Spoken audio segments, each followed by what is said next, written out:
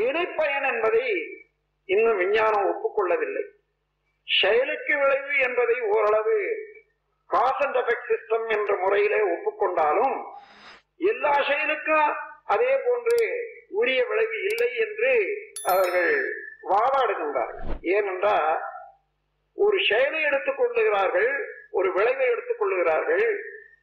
இந்த செயலுக்கு இந்த விளைவு என்றால் அதை காண முயல்கின்றார்கள். ஆனால் ஒவ்வொரு செயலுக்கும் ஏற்படக்கூடிய விளைவு வேறுபடும், காலம் வேறுபடும், அளவு வேறுபடும். ஏனென்றால் இன்றைய செயல் அன்றே பிறந்த செயலாக இல்லை. ஏற்கனவே பல தடவை செய்து அதன் அழுத்தத்தின் காரணமாக இன்று ஒரு தூண்டுகோலாக இந்த செயலை செய்திருப்பான். அதனுடைய விளைவு ஒரு பெரிய ஒரு விளைவாக, இன்பத்தையோ துன்பத்தையோ தரத்தக்க பெரிய விளைவாக இருக்கும். அவன் செய்தது சிறிய செயலாக இருக்கும்.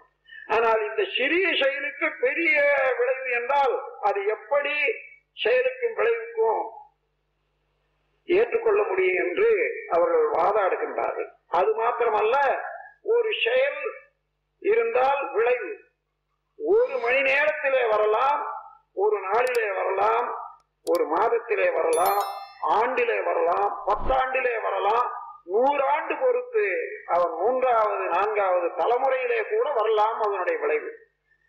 அதை மனிதனுடைய எண்ணத்தினுடைய மனதுடைய ஆற்றல் குறைவாக இருப்பதனாலும் வாழ்நாளுடைய நீளம் ஒரு எல்லை கட்டி இருப்பதனாலையும் செயலையும் விளைவையும் ஒன்றுபடுத்தி பார்க்க அவர்களால் முடியவில்லை.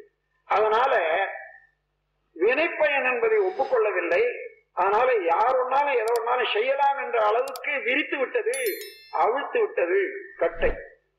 இந்த போக்கிலே இருந்து இன்று உலகம் விடுபட வேண்டுமானால் மெய்ப்பொருள் உணர்வு என்பது மனிதனுக்கு வேண்டாம், உயிர் உணர்வு என்பது வேண்டாம், செயலிலே விளைவு உண்டு என்பதை தெரிந்து கொண்டு நல்ல செயல் செய்து வாழக்கூடிய திறமையும் பொறுப்பையும் மனிதன் பெற வேண்டும்.